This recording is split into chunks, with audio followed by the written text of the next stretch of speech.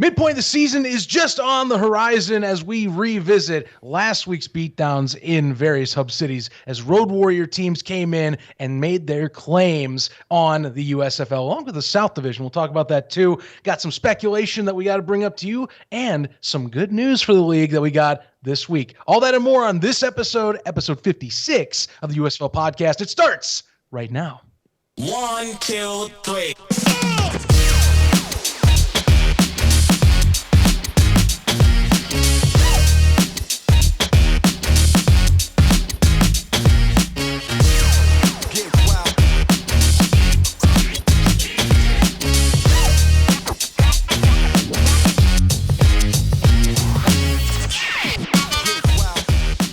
Welcome, everybody, into episode 56 of the USFL podcast. Zach Heilman in here this week, starting off the hosting duties for your latest episode of the show, alongside, of course, my good buddy, pal, co-host, the man who wears the black and white in the stripes on the other side and looking for his USFL referees patch. It is the ref himself joining me on every episode, and once again back in for me this week, even more giddy than he was a week prior, because he's got more to celebrate this time around that we're going to be diving in. How are you feeling? You've been feeling pretty confidently. I follow you. Obviously, we follow each other on Twitter.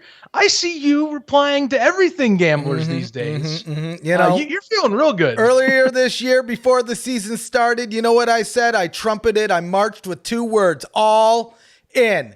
I don't remember. I vaguely remember saying 12-0, but then I remembered. I think it's just an 8-game season with 2 playoffs, and we're already 2 wins into that, baby. 10-0 all in. We're going to be talking a lot more about this a little bit later. And 2 sleeves, both full of tricks. Let's go. You got preseason on the mind. That's what you were thinking about. Nothing matters. Nothing mattered in Memphis. Nothing clearly mattered whatsoever in Birmingham. All that matters is that you got that win in Detroit. That's right. Oh, we're going to be talking about that as well. Man, what a week. What a flipping week, Zach. Is it crazy to think about? We're already at week 5 coming up of the USFL, almost to the halfway point. It feels just like yesterday. I woke up, got out of my bed, threw off the sheets and said, it's USFL kickoff. And here we are. Halfway to glory, when you're having buddy. Fun, doesn't it? So much fun. All in, if you will. And We're just getting started, buddy. We're just getting started here. Clearly, you have the hot hand. I wish that my team actually knew how to, hunt in their own home arena. I don't even get it, man. We'll talk about that in a second. There's a few factors. Obviously, there are some factors that aren't in the stats that we'll bring up for funsies, but we'll dive into that, of course, in a moment and talk about a few things I think that are kind of pertaining to the future of the league that came out and partially into the TV section as we do sometimes. So you'll get to see that in just a moment. However, we got to get you the plugs, ladies and gentlemen. Here's the thing. Social media, what are you doing? Have you followed us on socials? Have you not? Well, if you haven't, you need to change that right now. At USFL Podcast on your favorite social platform, Facebook, Instagram, Twitter, and TikTok. By the way, we are pushing up there. We're trying to hit 1,000 subscribers, 1,000 followers on Facebook by the end of this season if we can. We're also, of course, pushing for our subscribers here on YouTube. If you haven't subscribed yet, hey, what are you doing as well? Go over there, hit that big red button on this video, and then click the bell. It builds morale, not only for you, but for us too. And you also get a chance to win a jersey. We are pushing it. Once we hit 5,000 subscribers, we're giving away a fully customized USFL jersey. Your choice, your numbers, your back of the plate. You name it, you want it, you get it. All you got to do is be part of the subscriber base that is part of our videos as well. By the way, want to help support the show? We got a few ways you can do that. One in particular is Breaking Tea, one of the official merchandising partners, third-party partners that is for the USFL. We have a 10% off code for some of those amazing new shirts. Actually, one of them brand new is a Deion Kane t-shirt that got released this week, thanks to this man having back-to-back kickoff returns, one of them being the game winner that we'll discuss, of course, shortly. You can get 10% off that using the code USFL Newsroom. Again, that's USFL Newsroom, 10% off your purchases when you check out. You support the show and you get your stuff for cheaper. It's a big win-win. By the way, have you heard? We're also doing a tailgate. We're doing another summer stock. Yeah, I know spring stock feels like it was just a little bit ago. Maybe you watched that, Bo Scarborough video we dropped early this week and you went, dang, that's already been 4 weeks gone. Yes, it has. But we have summer stock still right around the corner. June's not too far away, or late June as we're putting it. So, hey, you want to support the show? Come on out and check us out for that. We'll be dropping more details, interview information and things of the like. But summer stock this year is June 30th and July 1st in Canton, Ohio for the USFL Championship. If you are coming out, you don't want to miss it. Which, by the way, we're going to be releasing details on our second in a row tour of the Hall of Fame with us this year. We'll have it a little more down packed as we talked about. Get that flag. I think we are going to commit to the flag. We got to get the flag. Pick up a flag. We'll lose the people, Zach. We've already done it. We've been there. We've done that. We lost everybody, not once, not twice, but multiple times. Look, I don't want to leave. I don't want to leave anyone out of us going, oh, look, the virtual locker room Hall of Fame exhibit, the one with Joe Namath talking, the one with other famous, Hall of Famers with the gold jackets that is in there. It's one of the best experiences at the Hall of Fame. I don't want to leave anyone behind when we go and see the busts in the entire room as well. That's the deal. But hey, that's part of the experience. We'll have more details coming out much closer to the end of the season. Just keep posted to our social channels. Again, at USFL Podcast if you want to keep up. I think that about covers it. I think we got around. I always have to check with you, and you have to check with me to make sure none of us miss anything. Well, I don't have anything else to slide in there this time, good. So I think we're good. Man.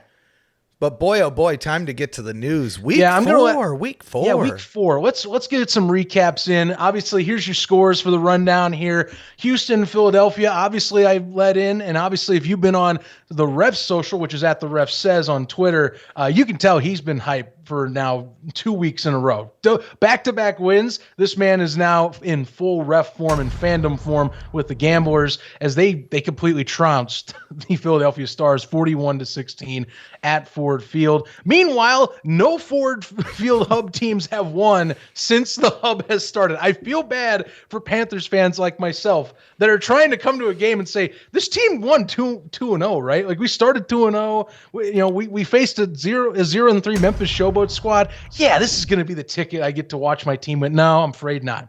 That's another one. 29-10 was a kind of close affair until the Showboats kind of just, I would say in the last 5 minutes of the fourth quarter, they basically said, we're taking this one away. And Todd Haley finally gets his first win off the board and doesn't get to complain at Mike Nolan at the end of the game. That was the twist I didn't expect. I was waiting for another jab. He didn't do it. He's learned his lesson, I think. Maybe we'll discuss that in a second. The Breakers Generals, one of the best games of the weekend. Two of the top teams in this league came down to the wire. The Generals just couldn't get it done when it was needed. 20-17 win for the Breakers. Very much a gutsy game, one that was relying a little bit more on just opportunistic offensive drives.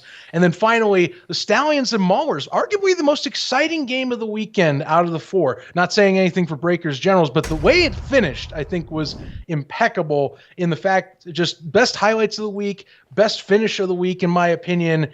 And very much, I think we're going to have some questions about this one in particular in just a second. Initial thoughts here, Stefan. Obviously, I'm going to let you talk about your Gamblers for a good while. I imagine you might have something for me that's not Houston related. You mentioned in pre-show, but come on. Lay it out there. What do you got for me? Come on, give me what you got. I mean, it was a good week. It was a great week. And you know what? It might as well be the best damn week ever. 2-0 all the way in. Like I said, we're sweeping the rest of this season here, Zach. And boy, oh boy, did it feel good. Nice and early Saturday morning. I got out of my bed nice and cozy. Yeah. Ready to go-zy. And what did I see? Well, I saw the Philadelphia Stars. I saw them continue to have some O-line problems. But on the other side of the field, I saw those Gamblers going so all in that they even had to fake a Kenji Bahar injury to give the Stars a chance at thinking that they were going to come back in that game. 41-16. The Gamblers are for real. They're here.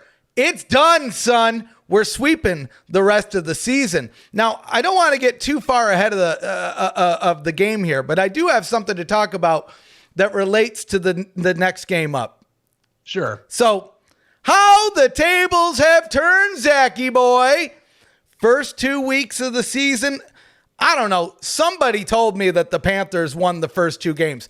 I don't believe it because somebody also told me that the Gamblers lost the first 2 games, and I know that cannot be reality. So we're going to have to go based on what I know. That the last 2 weeks, my team, little old Houston Gamblers, all in 2-0. Your team, little old purrin' Michigan Panthers, 0-2. Now, my master plan. Nobody knows this, Zach. Motor City Meetup. There's a reason I had to go. Everywhere I've gone, ever since I've left Detroit, my teams have done horrible. Not even my teams. My curse gets extended to the city that I live in. I go to Phoenix. Phoenix Suns are good. All of a sudden, they're bad. Arizona Cardinals, good. They're going to the Super Bowl. You know what happens, Zach, when I live in the state? They lose right at the end. I come over to Houston. You see what's happening with the Texans. Well, I don't even have to elaborate into that. That's pretty self-explanatory right now. So, you know what? I had to test something here, Zach. I went to the Motor City Meetup with a goal in my mind. I, the ref, am going to shed this curse. I befriended all the Michigan Panthers fans, and you know what? I even did, Zach. Deep down in my heart, I started rooting for the Panthers.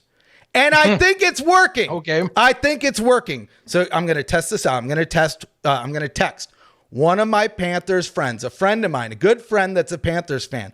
And I'm going to say, the Panthers better win this week. I'm sending it right now. They're going to hate this when they see this tomorrow. Because this is the rub. This is the rub, Zach. Maybe this is what the Gamblers need, is me to root for another team. I don't know. We're going to test this out. I might even go. We'll see. I might even be at that final Panthers game of the season to muck things up for you guys. We'll see how close you are to the playoffs. But if you have to rely on that final game of the season and I'm in Ford Field, you better kiss your hopes goodbye. Because the ref curse is real, baby. Luckily, the only certainty I have in the North Division right now is the New Jersey Generals. So, I mean, I'll discuss a little further, but it's not like it's the South right now. That's one thing Houston's got to have an uphill battle right now, is that this week they'll see how legit they are when they take on Birmingham. Well, again, we'll talk about Birmingham momentarily for this previous week, but I'll give you that. You know, you want to talk about curses, that's okay. You if anything, I know that I got to win opening week in that there's a bank statement on your checking. I don't remember that. You don't? Because I have photo evidence. It's on here. I'm not good at Photoshop. You already know that. So you can't even throw that as an excuse. I am very, very unprofessionally using Canva for my graphics. Just laying it out there. That was not a Photoshop rib picture that I got in Memphis on Beale Street. I don't even remember going to Memphis. I don't even think this happened. I think this is all, you know what it is generative AI. Generative AI, wow. Photoshop, Schmotoshop. Generative AI is serving up things that are not reality, because all I know is the Gamblers, undefeated, Panthers, unwinning since my recollection. Now, we'll see. Maybe this week. We still got some picks coming up. But, hey, you know what? I talked a lot to talk about the first game, Zach. I'd be remiss to get your opinion on, you know, we already know what you think about the Gamblers. They're the best. What do you guys lost to the worst team in the league, the Showboats here. But I feel, you know what, maybe not, but I feel like you might have an opinion on the Showboats picking a quarterback, and maybe that had something to do, I don't know by looking at the score, but maybe a little bit to do with your loss here. Zach, what are your thoughts? Worried? I don't know. Maybe more now. Who knows? What, me? About Michigan?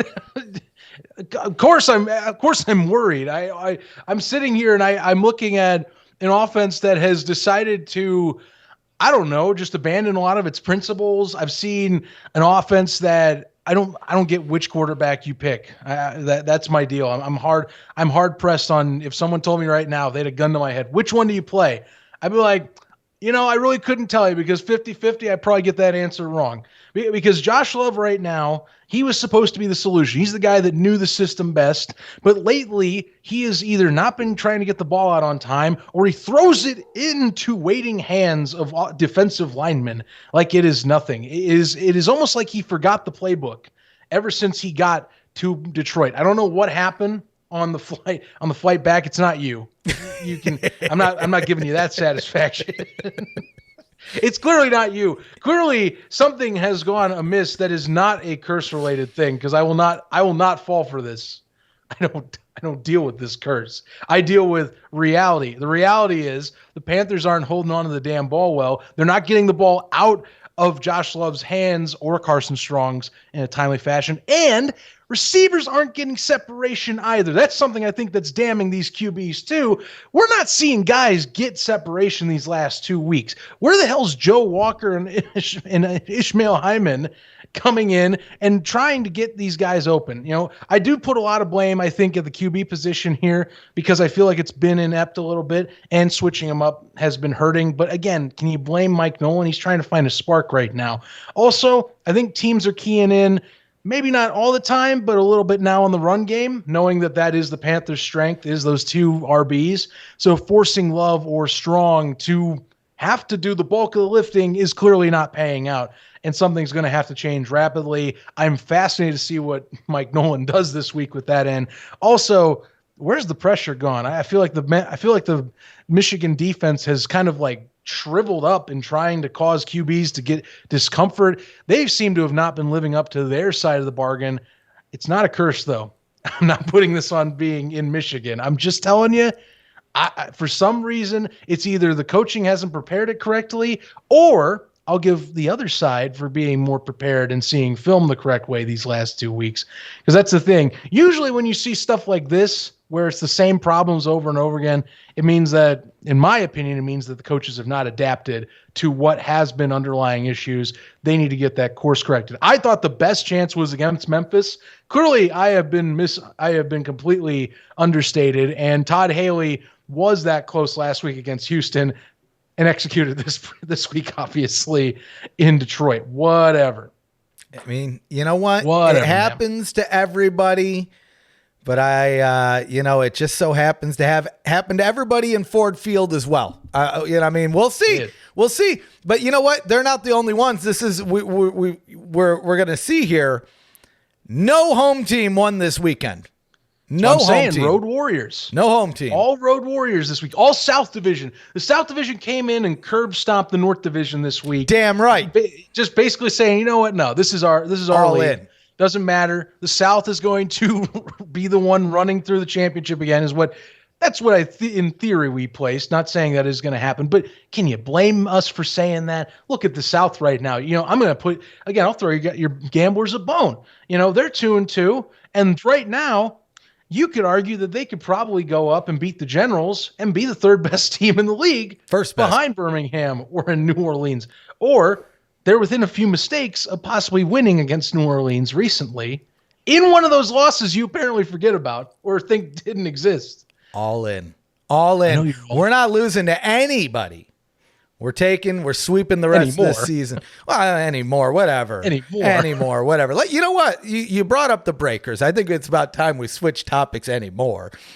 Breakers, baby. I don't know, man. This one was a close one, but they continue that streak, and they feel like, last year with the Stallions, they just felt like they couldn't be beat. Maybe there was a close game, maybe it was a blowout, but the Stallions always came out on top, except for one team. Who did they lose to against last year? Lost it. Oh, that's right. The Houston Gamblers. All in. But it's Revenge Week, by the way. I've seen already several of our buddies call it Revenge Week. They know. So do the Stallions. They know too. Revenge. We'll see about that. We got so Breakers Generals here. So the one thing, the Generals have been putting on a hell of a show. They lost the first game of the season, but it's easy to forget they lost the first game of the season last year and then won out until the playoffs. This year, it looked like they might do it again. They came damn close. But you know what? At the end of the day, the Breakers, MBT, Wes Hills, dude.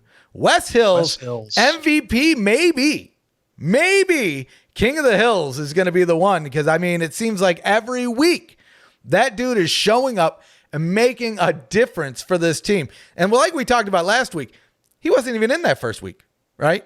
Dude's just producing, just going bonkers out there. No, production's all on 3 games so far, and I think we all knew coming in it was going to be tougher sledding. 88 yards on 26 carries is definitely nothing to slouch at, but clearly it was going to be a down production game. But again, he's not just doing it as a runner. You have guys that I think they can only be runners. They can't catch the ball. Hills is a multifaceted threat. He also had 71 yards in the receiving game on 7 receptions, so he can do damage in multiple facets. He's been a breath of fresh air, and I think he helps a lot for McLeod Bethel-Thompson, who already has, as we've said, a plethora of weapons. The Breakers offense, even after this game, it still is leagues ahead right now, it seems, of every other offense in the USFL. And this one was gritty. I think honestly, New Jersey, they had New Orleans in their sights a few times. They actually got 2 possessions at the end of the game to try and make something. I think the thing is that the Breakers defense, it was opportunistic and held its own. I think the Generals also didn't get out of their own way. They did have some crucial penalties down the stretch that did affect their chances of pulling this one out. And I think they need to polish a little bit more for DeAndre Johnson in the passing game. He can execute. He hasn't been hitting the deep ball. It's mostly been a lot of stuff that's been kind of the medium level, at least secondary level, where it's kind of like 15, 20 yards. Hasn't really been able to do the explosive plays. Wasn't getting too much in this game, but credit, when they were able to move the ball, they did find opportunities. Just need a little more offense if you're going to play New Orleans, and that's something that clearly they're going to need. 7 to 14 passing will not cut it. You're going to have to do a little bit more. And granted, they were finding running lanes when needed. They still put up 172 total as a team. There's nothing to slouch out there. That's their bread and butter. But Johnson, we know, can throw it when given an opportune time. That's not the game plan, though. So they're going to have to find ways to generate a little bit more, if possible, in that side. And we'll see. One thing that they get benefit of, the North, as we're talking about, it seems weak this year. And at least at the moment, it seems weak if you look at the records. However, I think this last game on the docket's going to bring up this conversation. Birmingham and Pittsburgh, definitely, to me, the best game of the week. The finish, at the very least, you can say, was the cherry on top that kind of tied the whole thing together. Defensive slugfest first half. Second half kind of picked up a little bit. Birmingham in particular, finding their strides. We have that web gem of Alex Magoo throwing for a touchdown pass to Darian Davis. People were considering him to look like Patrick Mahomes during that time. Great thing. Then you have Troy Williams to lead the offense back down the field. Best offensive performance for the Maulers this season, by the way, and gets a 33-yard running score of his own. That you think the Maulers might have this one in the bag, because their defense has been playing great all day up until a few drives in the second quarter, except Deion Kane responds. Roughly 6 minutes on the clock. The Stallions basically snuff out the Maulers. They get a crucial 4th and 1 conversion. Ball game's over. But you bring up a great question here, and this is your show note. I just added a little extra onto the end here. So Stallions obviously get the edge here. They're 3-1. They're still very much right on the heels of the Breakers. Gamblers are right behind them too. It's getting pretty competitive. You can even say, I don't realistically think the Showboats will be the top, but they're 1-3 right now. Everyone's within a game of each other, so that's fine. But for the Stallions in particular, should the Stallions be worried, or here's the flip side of this with this game: if you are a fan base, should you be more paying attention to the Stallions winning and barely winning, or the Maulers barely losing? Which one is more of the eye catcher? Because the North is pretty weak. They're 1 game back. Their 3 opponents they have played are the 3 arguably best teams in the league, and they have come within, with the exception of the Generals, they've come within 1 possession of the 2 top South teams so far. Right. And they beat Philadelphia pretty handily in their first matchup in Detroit. Mm-hmm. I mean, this is a tough one, right? Well, I'll say this. Stallions fans online, they seem big scared. They seem big scared. I know you guys don't want to hear it from the ref, but let's be honest. They seem not a little scared, big scared. Big scared. They're the ones on the Discord. It was like a couple minutes into that game, and they said they were flipping out. USFL expert, which can we just take a moment? Best moment of the week. Can we just take a? You have to say it. Best moment of the week. That was the moment of the week, man. He got roasted by Mike Pereira. Sign him up. I love that clip so much. And then his response to it was something along the lines of, I said I'd set myself on fire for the USFL. I didn't need Mike Pereira to do it for me, which I thought that was great. Shout out to USFL expert. Shout out to the social team for feeding that to Mike Pereira. Cause somebody, USFL expert, USFL's life. Come on, this guy sign him calls up. himself USFL expert, but he is wrong here. I mean, he was big scared. He was big scared in the Discord, which if you're not in the Discord, click the link down below. I don't know if you had a chance to check it out earlier, but there was the greatest burn in there. I'm not going to spoil it, but get in the Discord because we really do have some fun in there. I don't know if I'd be so worried as a Stallions fan. I mean, at the end of the day, you know what it is? A W, a win. Doesn't need to be clean, doesn't need to be dirty, doesn't need to be whatever, but it does need to be a win. Now, hey, yeah, sure, you want to get it cleaned up. You want to be kind of coasting before you get to the playoffs. But I brought it up last week. I brought it up the week before. This is an injured team. Beaten, broken down, battered. Shark Dog. Scoop Dog. My God. I need to switch to alcohol, I think. I don't know what's going on. What? Shark Dog, he was back in the game. Sounds like maybe it's questionable this week. So you got to go back into that. Yep. Just got confirmation while we're talking. He's out. It's a calf injury. Look at me, Nostradamus over here. And he posted online. He said, "I just want to play ball." People caught on, and I get it because that's a shame. And you saw that leadership he had against Pittsburgh. That's what people are missing out of him being on there. He's also ruthless. Dude is just an animal. Oh, yeah. He goes after I would say going to a gap with reckless abandonment, but it pays off pretty much most of the time. Speaking of people that are out, this one's a weird one, but apparently Deion Kane's out with an illness this week. That's not good. There goes your arguably the best returner in the league as well. They are getting battered up. I mean, I'll give credit to Alex Magoo. He's been shouldering a ton of the load, and they've been slowly, I think, figuring out the run game in a world without Bo Scarborough. But it just some of these obstacles keep on getting a little more ridiculous. Even JoJo Tillery's out. Same deal. Ankle as well. I mean, the list keeps going on of guys that have been battered up, but some pretty crucial guys out this week that just got revealed while we're recording. Too bad. Scooby especially, too bad. The game's always more fun when he's in a game, getting mic'd up segments and all of the like. 100%. Now, the other part of this question you put here, Maulers fans, should they be optimistic? Now, yes, but does it matter? No. So was it optimistic when the Gamblers were leading in the half in a majority of the games last year, but lost right at the end?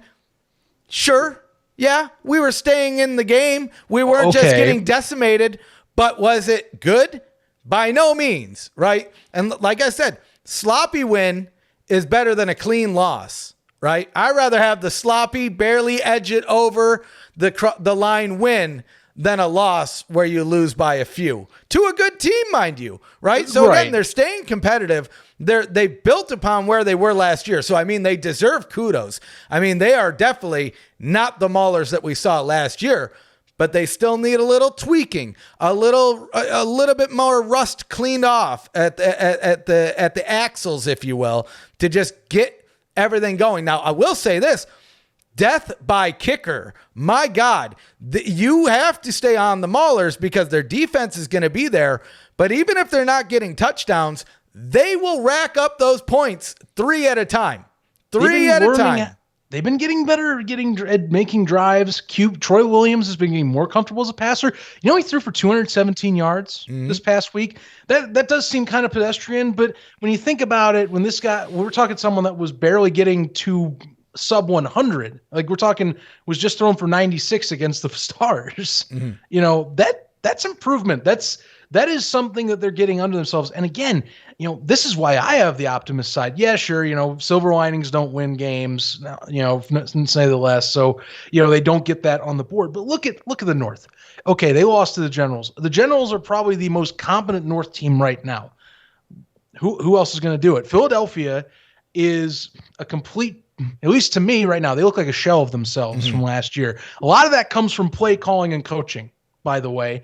The more I watch the Stars, which, you know, when I do some film lookovers, the more I watch the Stars, the more I go, man, play calling is failing these guys, along with the fact that they aren't recognizing the weaknesses in their own offensive production. Defense was poor effort. Joe Klatt said that on the broadcast. So you have that to deal with right now. Philadelphia's got issues that maybe are fixable on one end. The other just comes with a coach getting a kick in the ass out of players. The second one is Michigan. Turnovers, offensive inefficiency. Defense has kind of been doing the same where you kick in the ass. But again, look at Pittsburgh. What have they been doing well every week over week? Defense has been keeping them in games. It has been the same level. Turnovers have been going down every week. Offensive production's going up every week. They played the three top teams the last three of the last 4 weeks, and they have New Jersey only one more time. They have to play basically to survive to who gets to the second seed in the playoffs. That's how I look at the North right now. It's basically who's going to survive and make the least amount of mistakes. It's not who's the better team, because really the better teams are over in the South. I'm not even going to sugarcoat that. They really are. New Jersey is the only one I think that is the legitimate good squad in the North right now.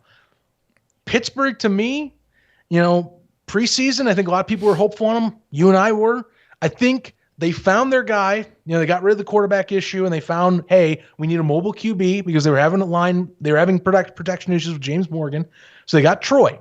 Troy's getting comfortable with Bailey Gaither. He actually has a good rapport with Bailey Gaither now and starting to trade Walker. They look like the most competent team to swing in for the two. That's the only reason why I'm so high on them, is because unless Philadelphia and Michigan get their heads out of their ass, Pittsburgh can slide in. I have a good feeling that they can overtake them as long as they keep playing clean football. 0 turnovers, by the way, against the Stallions. All they had to do was play possibly a good defensive drive if they had a special team stop. Sure. That's it. Sure. The ball was in their court. They get a stop and Deion Kane doesn't run for a TD. We could be talking about a completely different week right now. Either way, fun game. I'm glad it was close. I'm glad it was exciting. I mean, this is what you want to see 4 weeks into the USFL. I mean, last season we talked about it a lot. It took about 3 weeks for these teams to gel.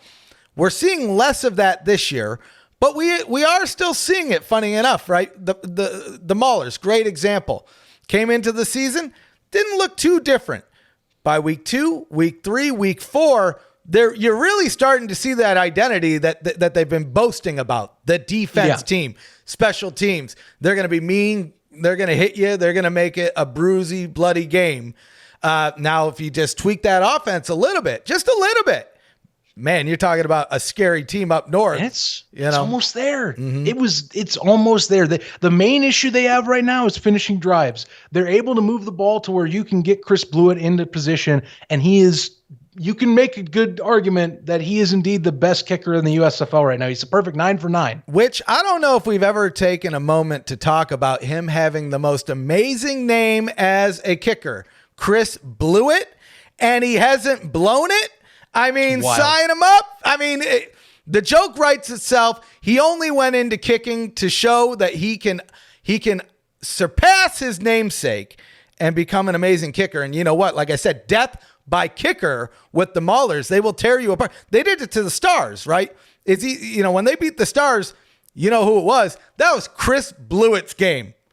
Kicking those field goals early in that first half to give them a nice little lead to let them, again, the defense came up big. We saw Boogie Roberts come up big in that game, but it wasn't for that kicking. Death by kicker, man. That's what you got to watch out with those Maulers.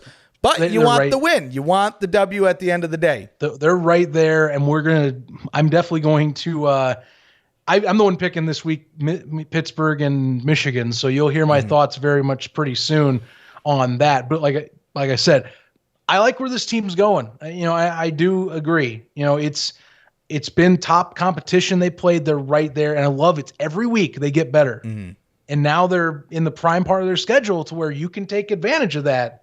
You got 3 games you can beat up on opponents, and well, I mean, Houston's going to play them too. So, I mean, they still have to deal with that, but we'll talk about that for another day here. Another noteworthy item to put from last week, and something I think has been a buzz for the last several days is ratings. We talk about ratings every now and then on here. To the moon. We do, but it's a special kind of ratings we usually bring up if we have on this. Right now, if we're talking all season, league's been pretty much hitting a stable number. They've been hitting the same number that they were kind of averaging towards the end of the year. For over-the-air games, about 700K or so is a pretty nice threshold. For cable games, it's actually been trending up, which has kind of been nice.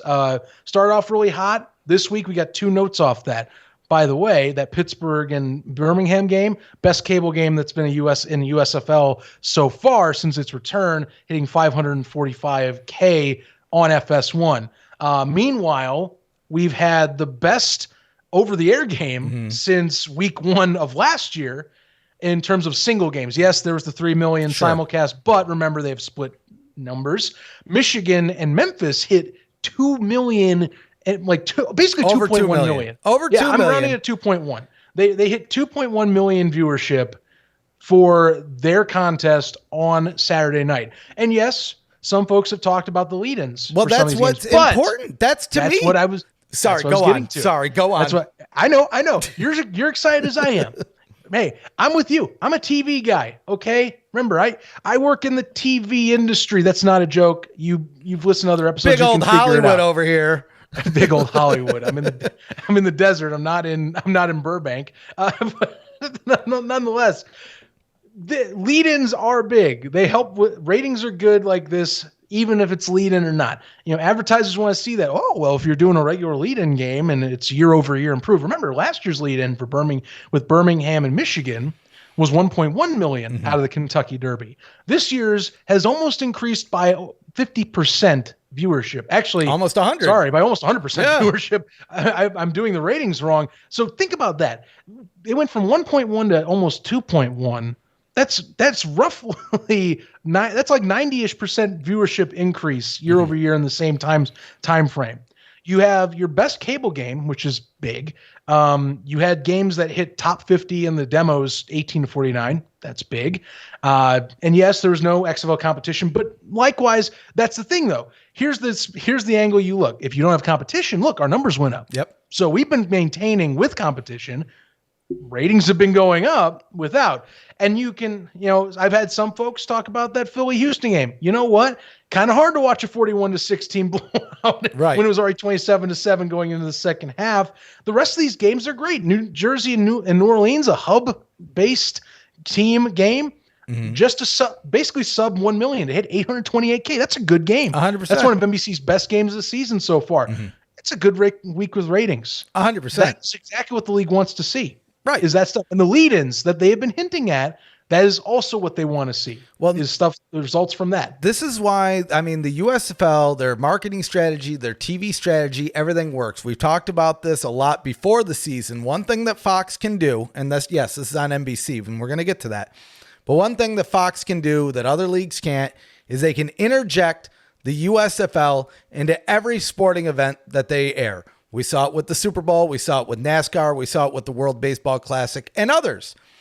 And now we're seeing the dividends of a strong media partner in NBC, right? Yes, we had the lead in last year, but you know what? We also got the lead in this year. It could have been so easy for NBC to say, oh, no, that was just a first year thing. Just like we did the simulcast. Next year, no, we want to put something else into that spot. No. They stuck with the USFL. And what do we see? Like you said, Zach, almost 100% increase year over year. Now, this is great to see, especially when you consider, okay, over 2 million with the lead in, 828,000, a little bit over, without a lead-in. And NBC is airing the USFL Championship come later this season. This is exactly what you want to see going into that. This is the importance of a strong broadcast partner that's putting their weight behind it. And it's funny, we'll talk about broadcast partners and things like that a little bit later in the episode. So it's an interesting tie-in here. But it still blows my mind. It's still crazy to me that Fox is receiving money from one of their main competitors to air the USFL, but it seems to be a win-win situation for both parties. And these numbers right here prove it. Sign them up. So here's what's good about this too. So, I've seen some other folks say, well, Fox isn't hitting. Why is Fox not hitting NBC's numbers? Well, there's a few factors. First off, you can look this up. This is true. NBC is more viewership. It's the most watched television station in the U.S., by the way. It is number one. Fox is number 4 or 5, depending on what time frame of the year generally you're watching. So there is that discrepancy on viewership right now. NBC also has a much larger reach in terms of audience. Fox is still it's definitely growing rapidly, trust me, but it is not. It's still kind of coming out of a few years post Disney split, if that makes any sense. Nonetheless, why is this good that NBC's hitting higher numbers? Well, thing is, you're selling that to NBC. NBC bought in. So if they're getting returns that are better than the guy managing it, I mean, I don't know about you, but that to me screams, well, wait a minute. I don't know if I want to leave I don't know if I want to bail on this. This has been great. We're 2 years in. We're getting the best viewership out of the league. We've got the championship this year, which remember, Fox did the championship last year. They hit 1.5 mil. If NBC's getting more viewership for every one of their games, what do you think they hit with the championship this season? Think about that. Right on. I'm just saying. And NBC, and people know this, they've been hitting these numbers with doing, I'll say it, bare minimum advertising for the league. It's been, come on. I know we talk, but I know it's an ownership thing. I get it. But you and I know the amount of promos we see on NBC does not rival Fox's ecosystem. I see it every day. I'm just saying. But that's still impressive because that means they're getting this without being as active as the guy running the company. What happens if you get it where it's like we're fully in again, and then they actively promote it? Where do the numbers go from then? That's the positive spin.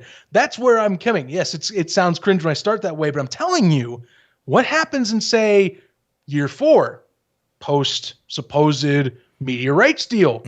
They supposedly re-up. To me, you're getting even more committed at that point.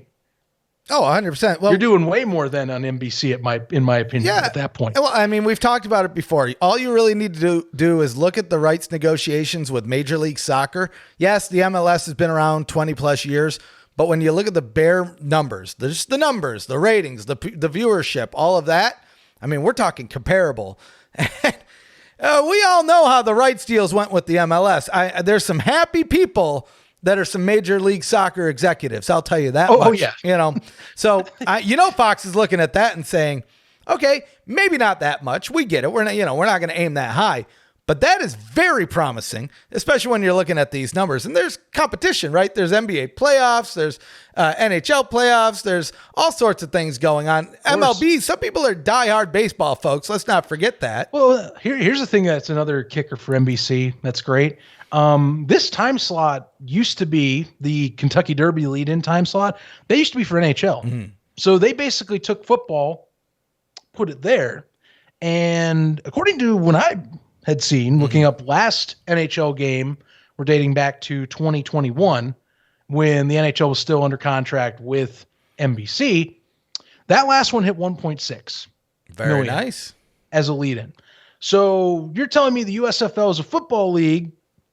We're talking playoff hockey at this point, beat a playoff hockey game on NBC back at the time. And yeah, sure, you can say, well, it's been 2 years, but look, TV market hasn't fully been that bad, that much of a crazy adjustment too. I'm telling you, this is good stuff. Right. Which leads into a new speculation zone. I had this idea coming up today. I was like, you know what? I'm thinking a little harder. And I'm thinking we got to do a speculation zone. You ready? We're going to do a speculation zone, Stefan. I love it. Sign us up on some speculation zone. Speculation zone time, people. Let's get at it. Hit that intro. Welcome into the speculation zone. We're going to continue on our discussion here on NBC as a media partner. Now, here's the thing. This is my thought. So I've been looking at the scene of football, sports, media rights. If many of you are following, for example, college football, have you been watching the Pac-12 media rights deal go on right now? You notice how their deal currently with Fox and company isn't up until 2024, but they're negotiating a year in advance. Here's my thing. When NBC made their deal with Fox, the supported industry rumor, not saying it's official or anything, I don't have anything exact, but when Yahoo wrote up about this, the supported industry rumor was it's a 3-year deal. It was a multi-year rights deal, but the idea is it's a 3-year pact. So if it's 3 years, generally, and this is a normal in the industry, you try and negotiate before the final year of the set rights deals for sports. Do we see negotiations happen this summer? Because I think it does happen this summer. If you say you like the ratings, say NBC comes off hot July 1st, that week they come back and they hit what I think, if I'm debating what they might hit off last year, and based on their numbers, I'm being bullish. I think they hit $2 million for the championship game if they are getting the same circumstances. Sure. If they do that, you go into the summer. You go, okay, we have one more year in theory. Again, speculative, but that's what the industry rumor is, that you have one more year. Do you start negotiating to re-up and do a second 3-year rights deal? Or at least do you negotiate to try and see where we stand going into year 3? Right. You know, had you not given me that whole explainer beforehand, my initial answer would have been, I don't think we see anything about rights negotiations until after the 3rd season.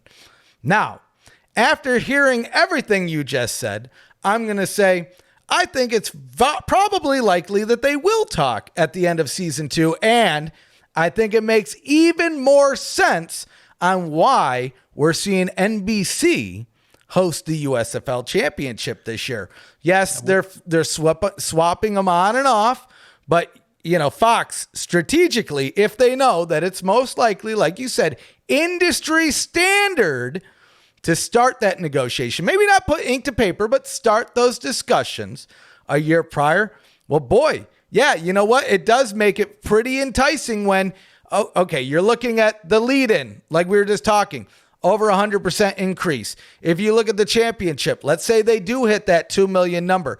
It's an increase, and that's on your channel. Those are your ad buys. Sure, the league's getting a cut of them, but you're probably getting a majority of those. Yes, indeed. You know, NBC, they still want to be associated with sports.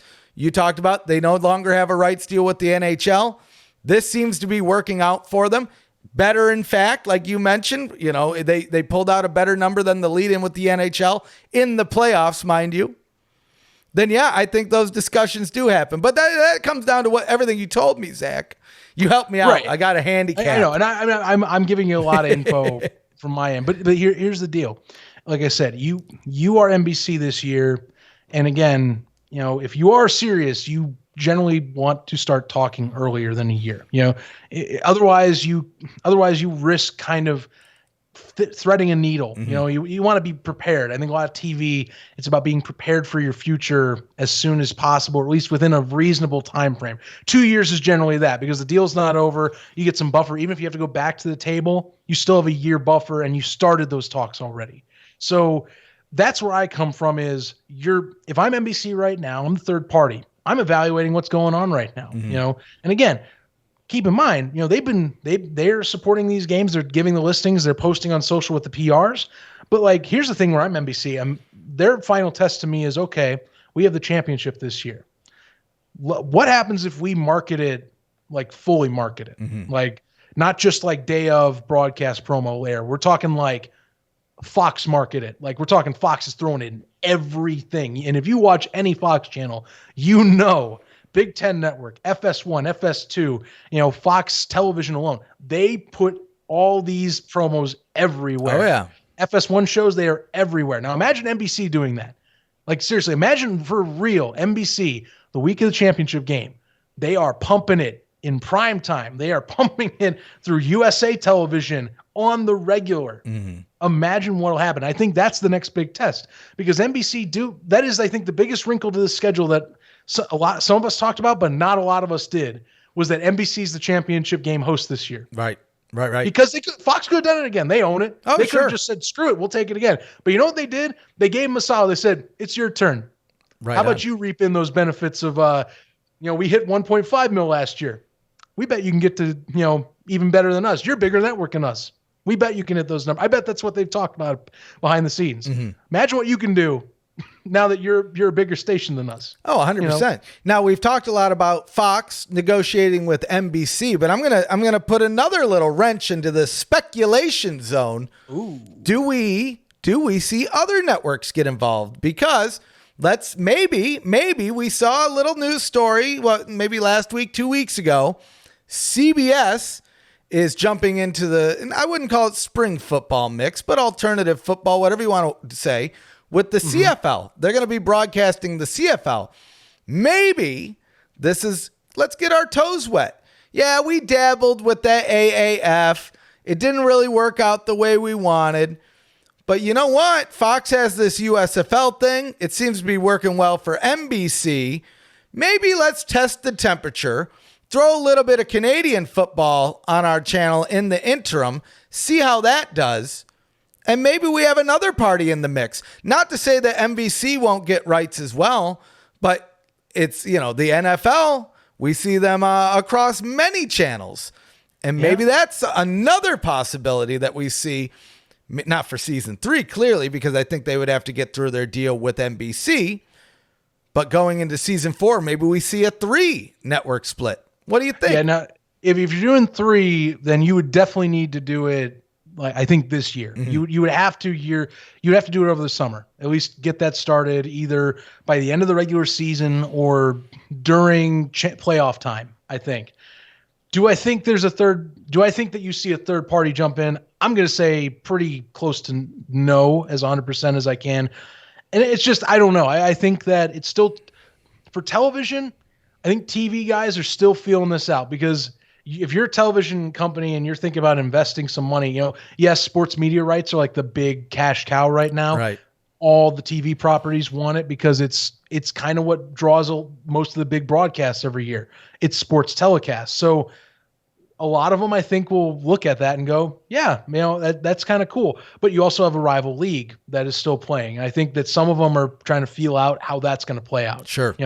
Who's still standing when the smoke clears? Do both of them stand? Do none of them stand? That I think, and we're only into year 3. I think you talk about that. And again, this is where we talk like, say, second deal. Mm-hmm. If NBC does a second deal and we hear about a second deal, I don't think you hear about that until then a third deal, because at that point, you're 2 deals in, you will definitively know what's happened between these 2 leagues by then. Mm-hmm.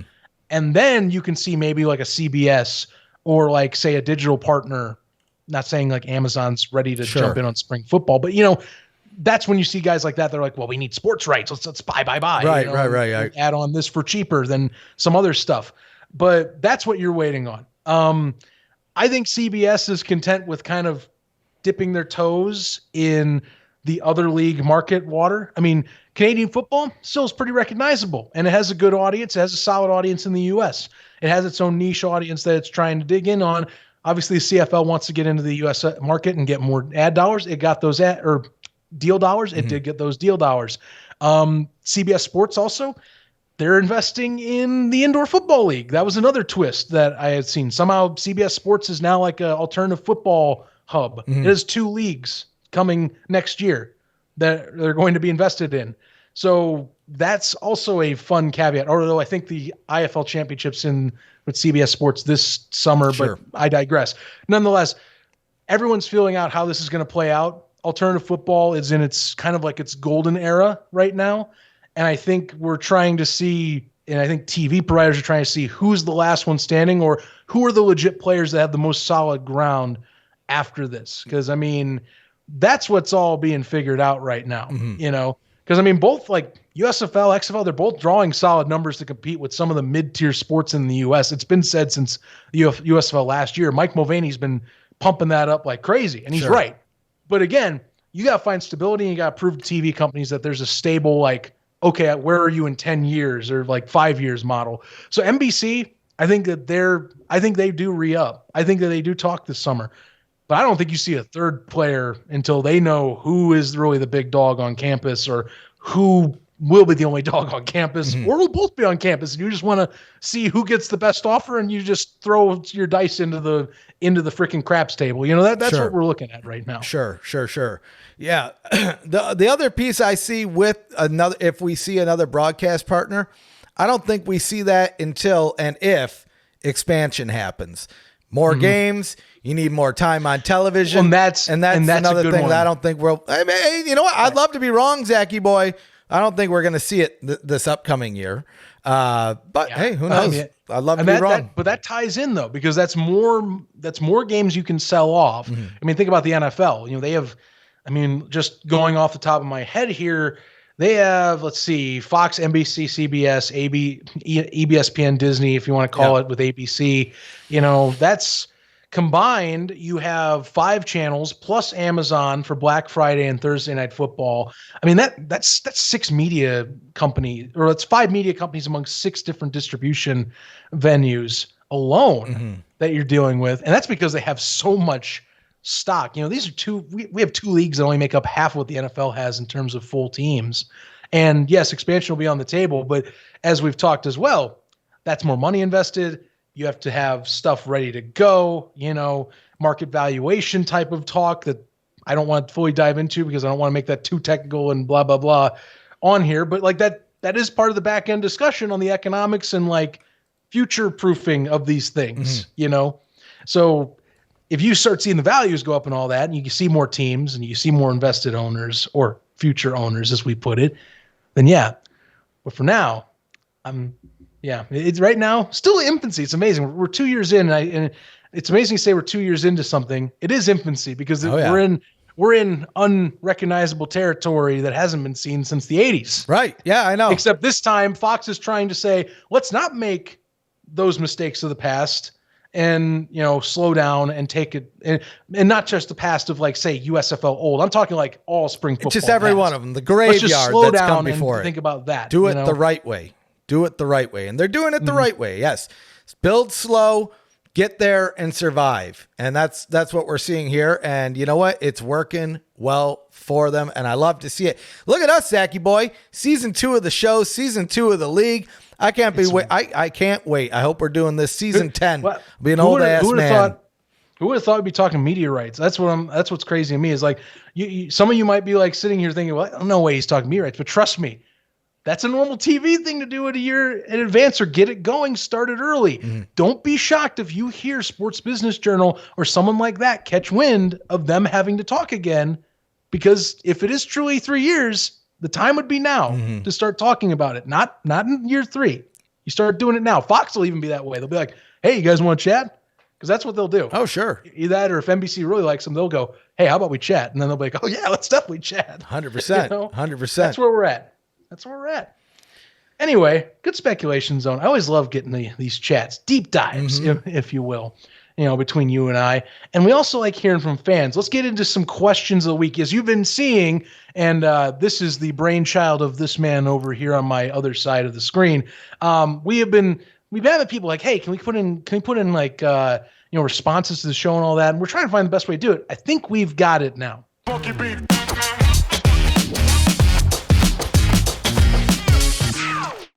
So this week's question was, 4 weeks in, who do you think we see in the USFL championship?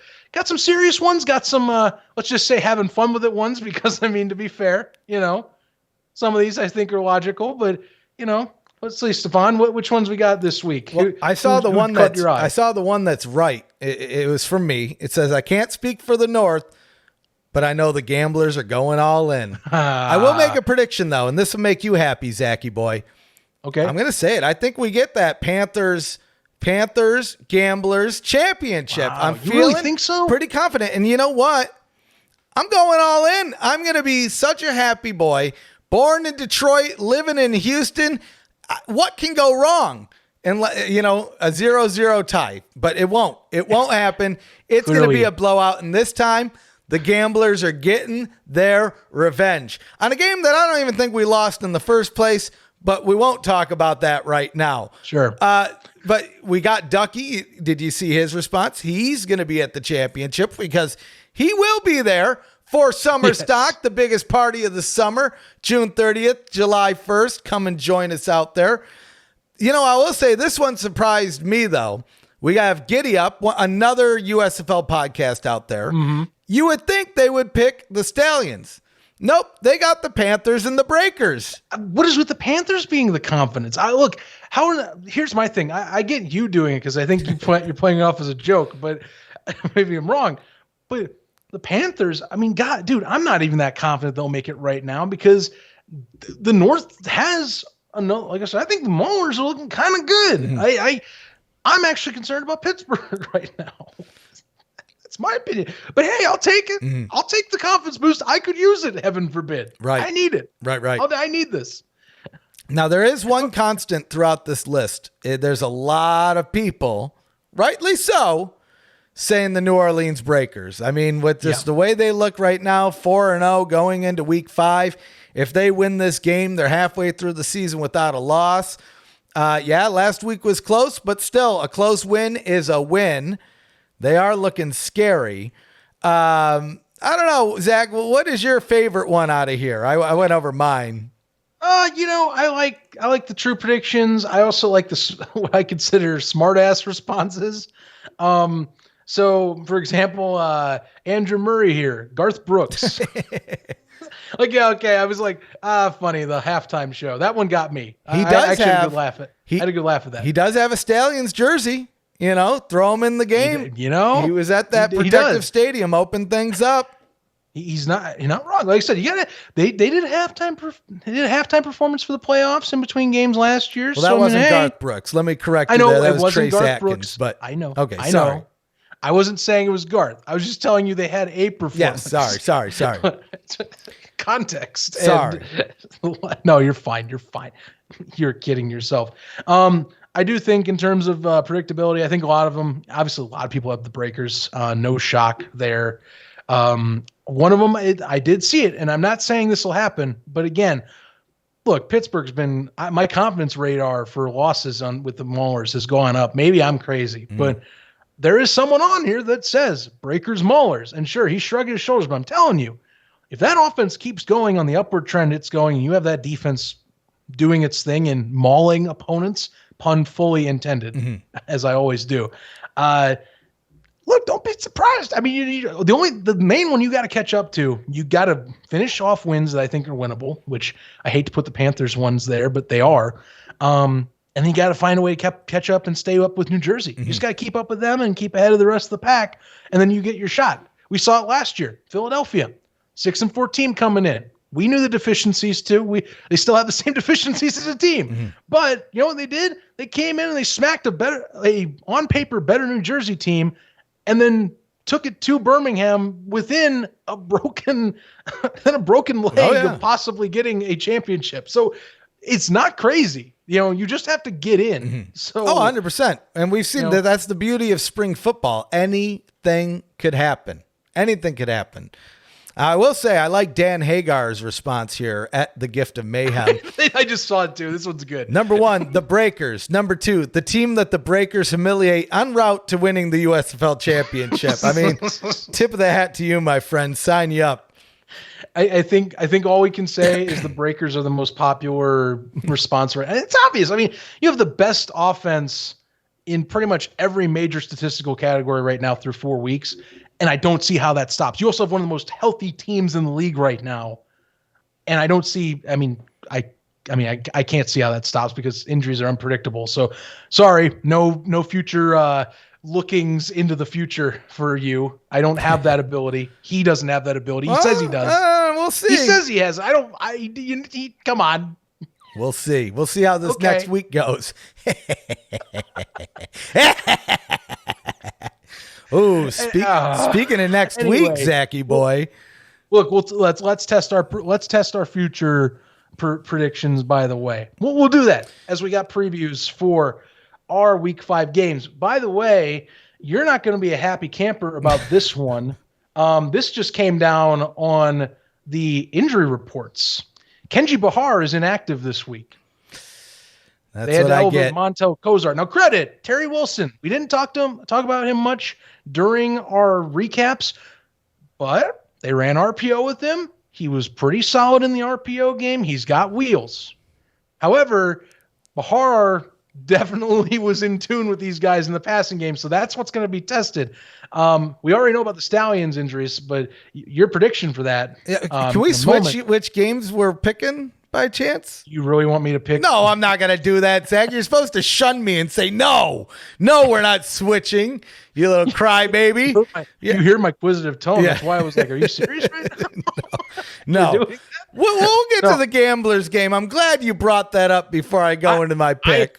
I am keeping it up because there's one thing I've been learning is that they drop these initial ones on Thursdays. Yep. So, and that's when we record, if you don't know. We don't record this right before it goes live on Friday morning. Big surprise.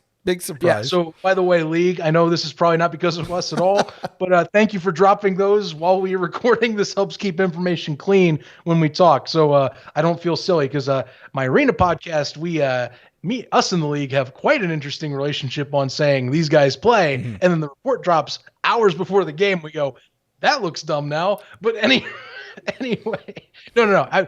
Dumb because it's funny. Yeah. No, of course. I digress. Anyhow, previews. Let's jump in. We're going in order, as always, for games during this week. So hitting things off first.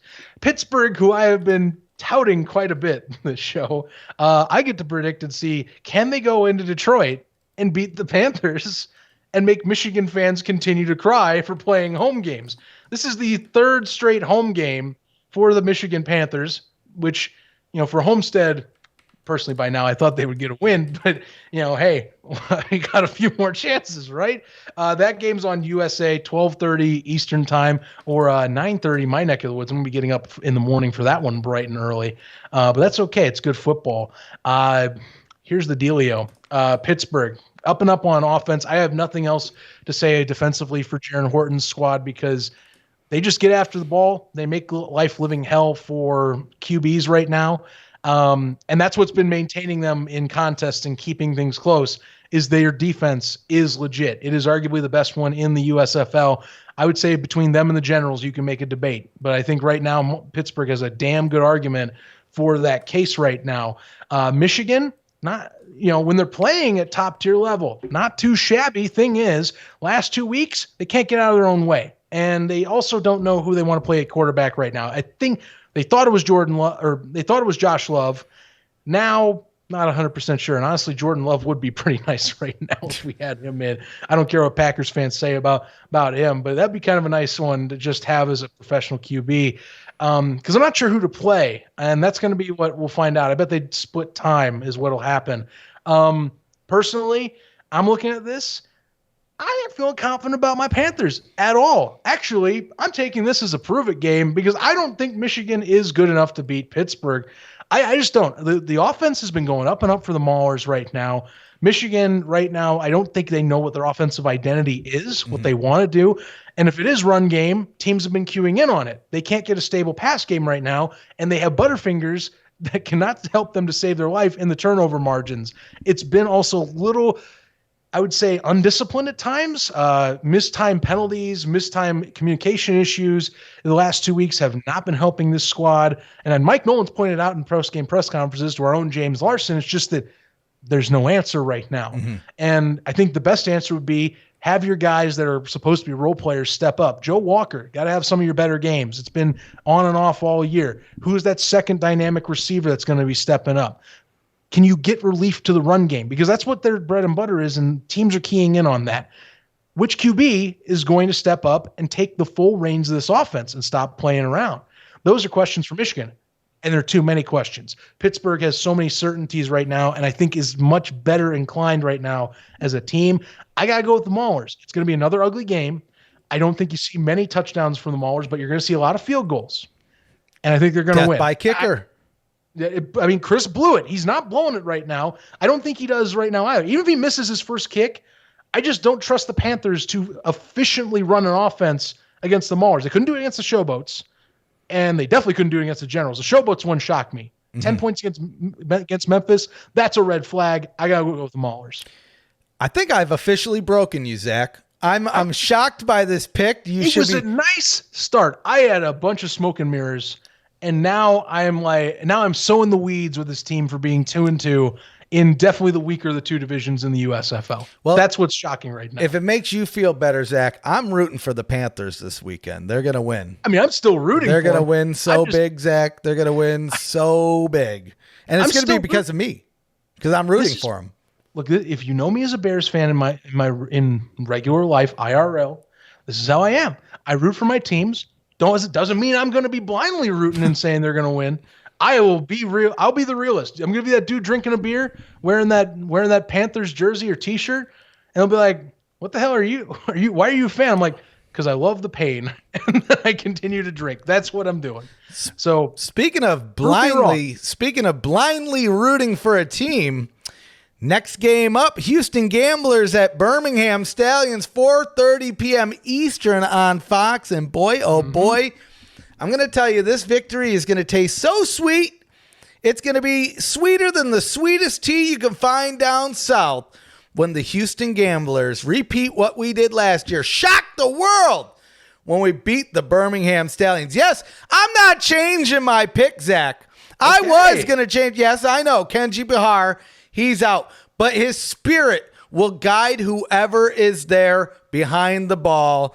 I'm telling you, last week, the Stallions, they barely inched it out against the Maulers, right? I think you're giving the Maulers a lot of credit here. I think the Panthers are going to beat them. I think they're going to take them out. But I think the Gamblers, their defense is going to come up strong. I think, you know what? We didn't even talk about the fumble touchdown, Zach. Everything is just going our way. Yeah. Everything's feeling like it's Millhouse right now. Well, the holy roller. Oh, yeah. I mean, I'm feeling signed up. I'm confident. I was going to change my pick after I learned that Kenji Bihar is on the down and out. But you know what, Zach? All in, baby. We're sweeping the rest of the season. Glory don't stop for no injury.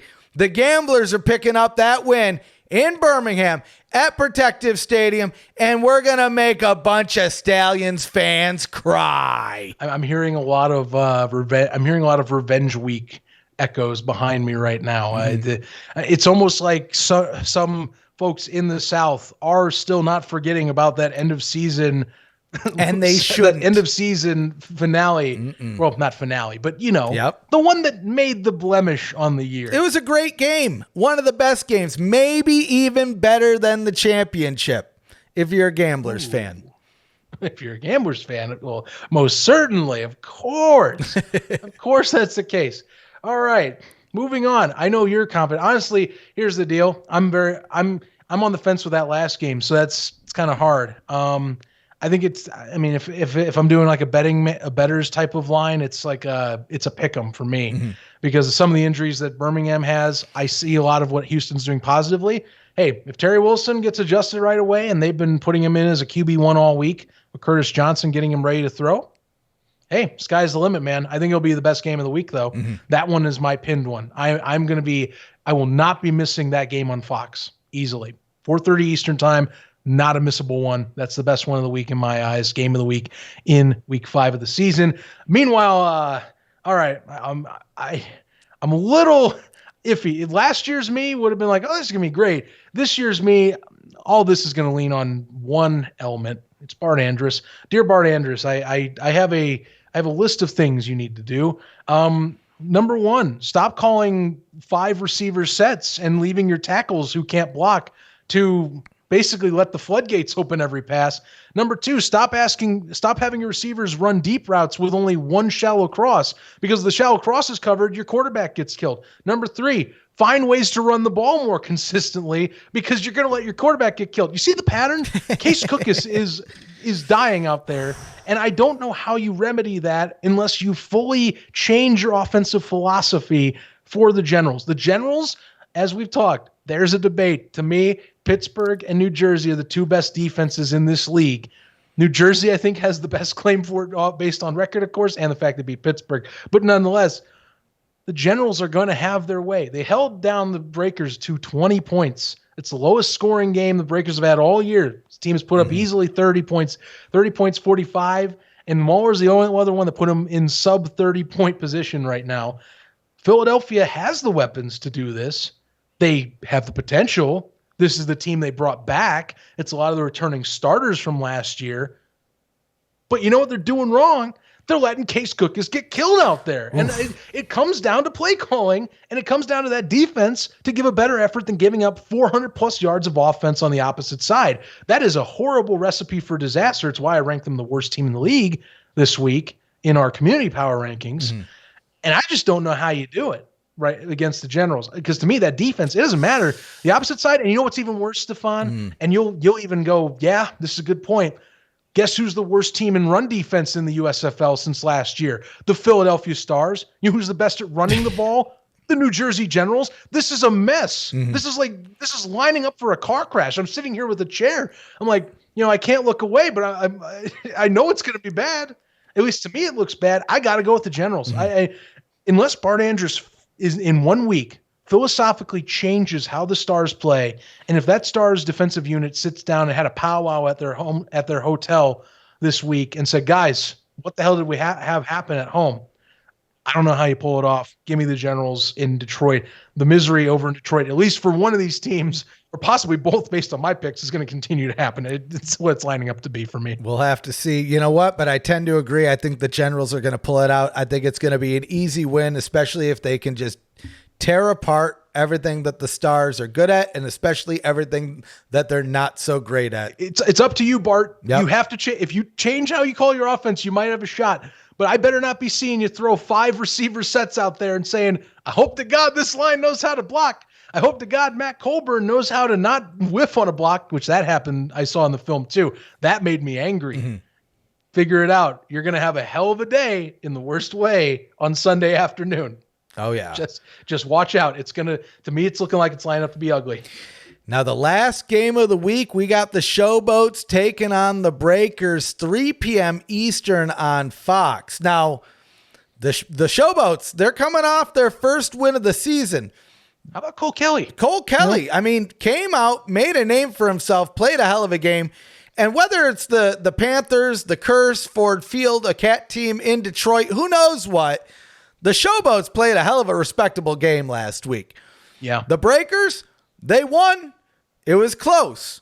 So, I mean, these are all things to consider as we go into this week. Do I think that the Breakers stay undefeated? Yes, I think they do. Do I think that the Showboats could give them a run for their money? Yes, I think they can. Can the Showboats win this game? Absolutely. My pick is with the Breakers. I mean, they've proven themselves a little bit more just between MBT, kind of doing whatever it takes when he needs to get that first down. Wes Hills just tearing up a flipping storm on this league ever since he came in week 2 and has just dominated ever since. I mean, the defense is doing good for the Breakers, but the offense is really what's going to keep them in this game. If we can see MBT keep things moving in the air, Wes Hills continue to do what he's doing on the ground, I feel bad for the Showboats because you're just coming off a nice, impressive win against the Panthers. I know you guys, you Panthers fans, you've been poo-poo on them a lot, getting a little worried about but it's only 2 games. You have a lot of time to rebound. Every week can be a fluke, and I think last week was partially fluke. I don't think the Showboats are pulling this out, but they can. They can. And I'll tell you this, if you are a Showboats player, if you're a coach or anybody that works for the staff and you're listening to me right now, use these words to prove me wrong. You can do it, but you have to do it. Until then, I'm going the Breakers. They seem to be, I think we said this early in the season, probably the most well-rounded team, along with the Stallions when they're not hurt and beat up. Yeah, last week we definitely said that. That still holds up this week. I don't think it's any question right now that they have every facet of their games. I mean, keep in mind, we talked about Chris Blewett. You know who else is tied for most field goals in the season? Matt Coughlin. He has 9. He's missed none. So special teams, it's been on point.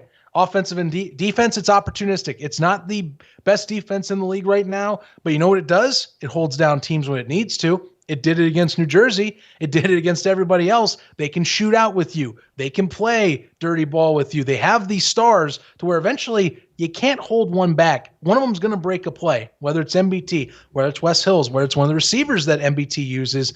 And John DeFilippo, he's a clever offensive coach. As we've been seeing, this is his element. He was prepared for this. He's been embracing this every step of the way. And I think he's just having fun right now. He's getting to call whatever he pleases and what he likes.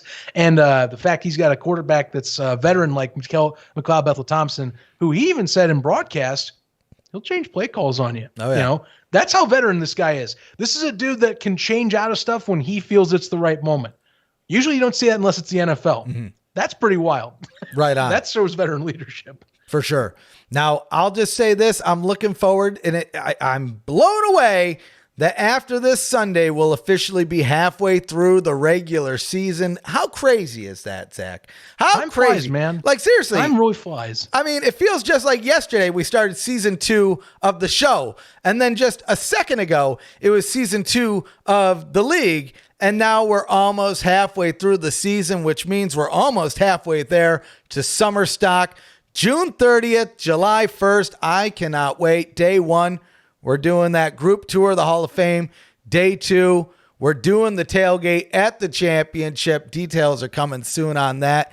Oh, yeah. Zach, I mean, what are your thoughts going into the halfway point of this season? I mean, we went through a lot. It feels like every week gets more and more exciting.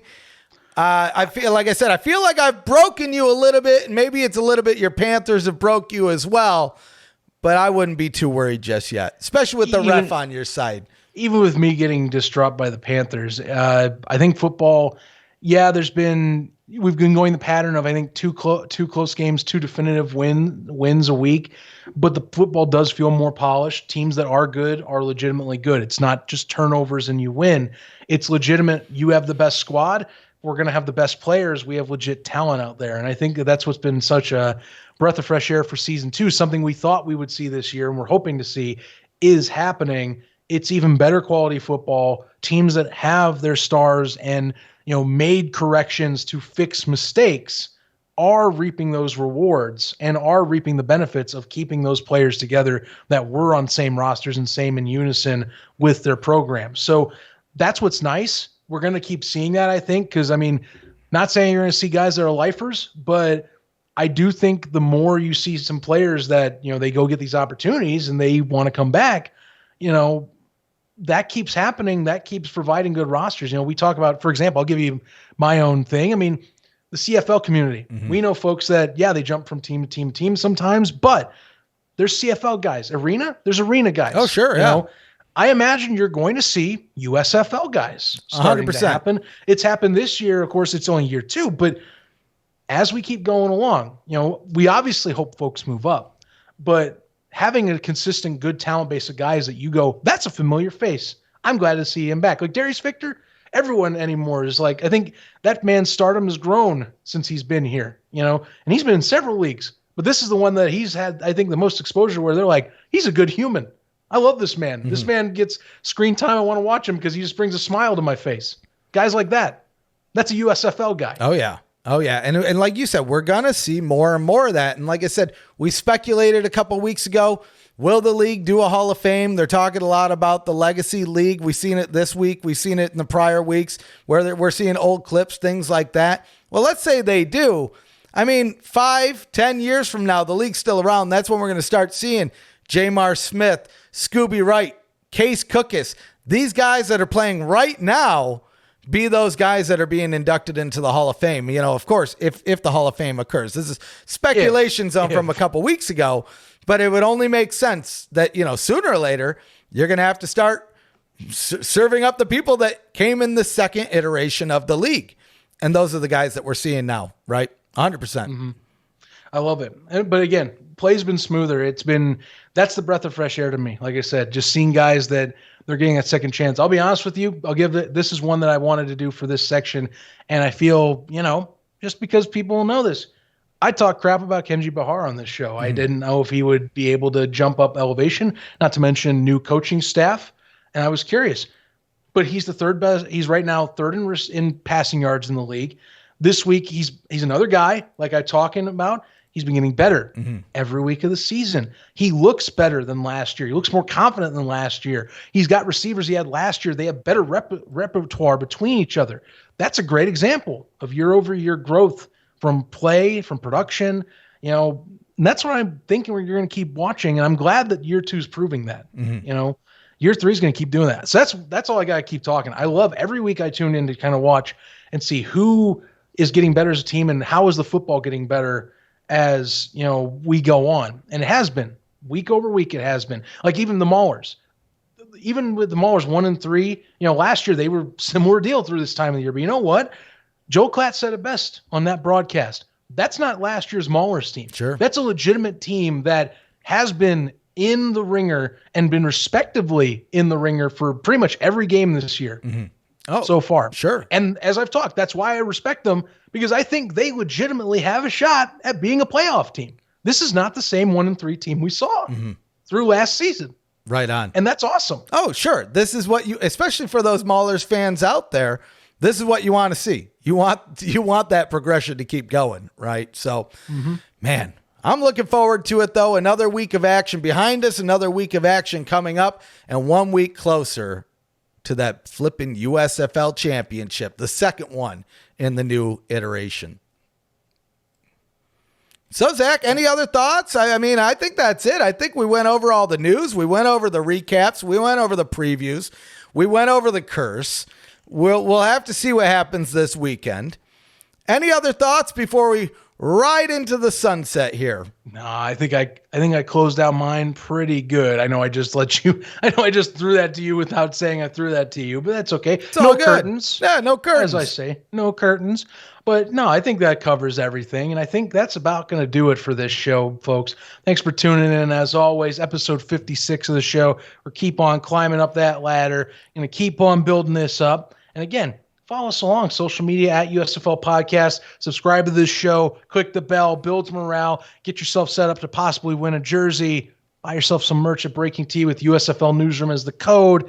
You name it. Support the show. We'll give you love right back. And watch out for this question this week. Again, every was it Monday we're posting these? One of these days. It's before the show and after the last week's games. You'll get over it. You'll figure it out. Just watch late Sunday. Start looking on Twitter on our account. We'll have the question of the week for you. Refresh it every 5 minutes.